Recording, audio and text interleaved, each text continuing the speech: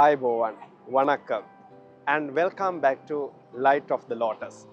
I am Arjuna Manage, a Sri Lankan ICCR scholar discovering India's timeless cultural landscape through this series. Today, I invite you to sail with me to Kollam in Kerala, once known as Kollam, an ancient port city that drew explorers like Marco Polo and Ibn Battuta to these shores. Kollam lies along Kerala's lush southwestern coastline, about 66 kilometers from Trivandrum International Airport. Blessed with a long coastline and fertile backwaters, Kollam has long been a gateway for maritime trade connecting India to the Middle East, Europe, and beyond. Kollam's strategic location made it a vital port on the ancient spice route, attracting Arab, Chinese, and European traders for centuries. Spices, pearls, and cashew nuts flowed through this port, making it one of Kerala's earliest global trade hubs. Ibn Battuta described it as one of the finest ports in Malabar, and Marco Polo wrote of its prosperity. This long maritime legacy mirrors my own island nation, Sri Lanka, which too stood as a pivot for ancient trade across the Indian Ocean. Today, Kollam is renowned as India's cashew capital, with a thriving cashew trade and processing industry that provides livelihoods to thousands of families.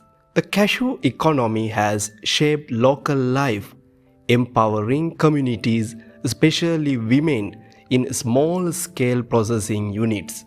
One of Kollam's greatest treasures is the spectacular Ashtamudi Lake, its name meaning 8 braids, referring to its 8 branches that weave through a third of the district.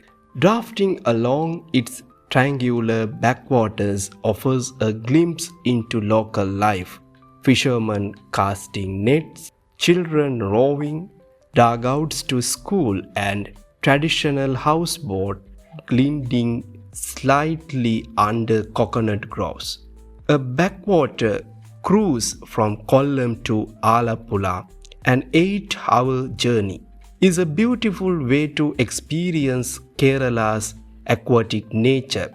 This connection of people, water, and craftwork is a living cultural landscape, much like Sri Lanka's Negombo Lagoon and Batticalo's water heritage. Near Kollam lies Kadavu, the birthplace of Kerala's famous Kettuvallam, traditional houseboat originally built to transport rice and spices. Master craftsmen here still build houseboats using age-old techniques of tying wooden planks with core rope and coating them with cashew oil, a testament to sustainable boat building traditions. For nature lovers, Kollam offers eco-friendly escapes. Thenmala, India's first planned ecotourism destination, blends forest adventure with sustainability. Rope bridges, nature trails, and dam sites show how conservation and tourism can coexist. The Palaruvi waterfalls, stream of milk, cascade 300 feet through lush forest, a cooling retreat for visitors. Nearby, the giant Jatayupara rock is linked to the Ramayana, believed to be where the mythical bird Jatayu fell protesting Sita. Today it hosts the world's largest bird sculpture, blending myth and modern tourism. These living temples echo the craftsmanship, rituals, and syncretic traditions that connect Kerala to Sri Lanka's own temple culture. Blending ancient Tamilagam, Chera and Dravidian heritage. The sun-kissed beaches of Kollam, Thangasheri, Tirumullavaram and Kollam beach are tranquil escapes where fishermen mend nets, children play in the surf and sunsets paint the Arabian Sea in hues of gold. These coastal zones remind us that India's maritime traditions are not just history, they remain vital spaces of life and livelihood.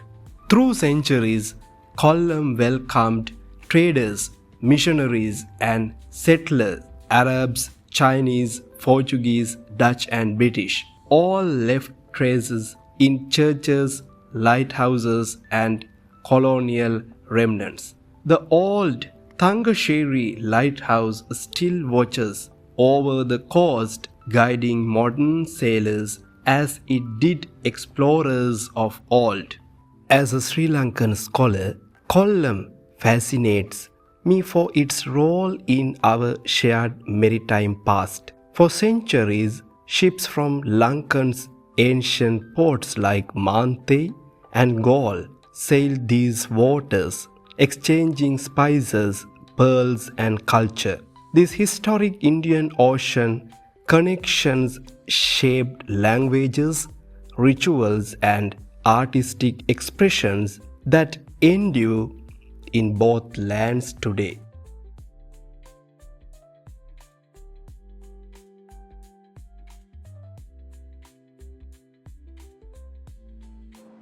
Kollam is not merely an old port. It is a living archive of maritime history, craft traditions, backwater culture, and coastal spirituality. From the spice ships of Marco Polo to the cashew factories of today, from the backwaters of Ashtamudi to the waterfalls of Palaruvi, Kollam invites us to listen to the ocean's whispers of the past and to protect these stories for the future. Thank you for sailing with me on this journey through Kollam as we continue discovering India's timeless heritage, Light of the Lotus, see through a Sri Lankan lens.